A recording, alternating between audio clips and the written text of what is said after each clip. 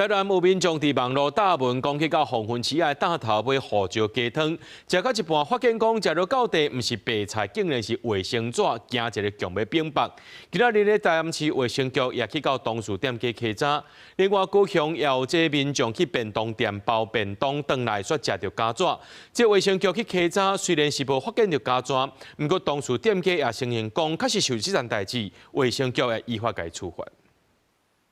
用湯匙甲雞湯內底料卡起來，看起來若像是白菜物件，食入去喙才知原來是衛生紙。台南有民眾去黃昏市的大頭買雞湯，食到一半才發現內底有衛生紙，向店家反映嘛無得到滿意的答覆。民眾的答問佇網絡隨引起討論。民眾認為，這麼大張的衛生紙，落入去雞湯內底攏無人發現，確實有淡薄含。是蠻誇張，而且也蠻大片的。但是我覺得，因為它是回家之後才打開，所以到底是不是店家反而會有一些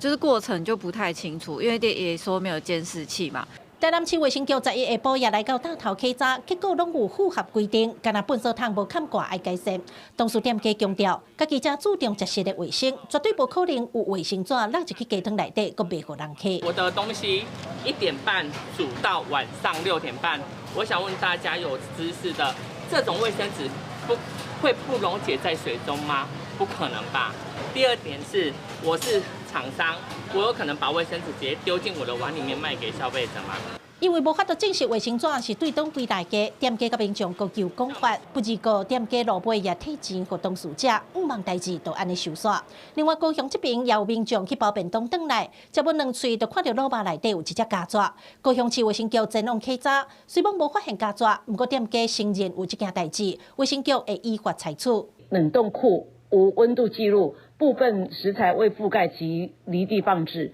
未設置清潔用品專區，未設置員工專區等缺失，勒令業者限期改善。高雄市衛生局表示，食品的安全衛生未當退讓，業者若是無改善，按照食安法會當罰6萬以上2億以下的罰款。記者李新武、柯家珠、柯超雄綜合報道。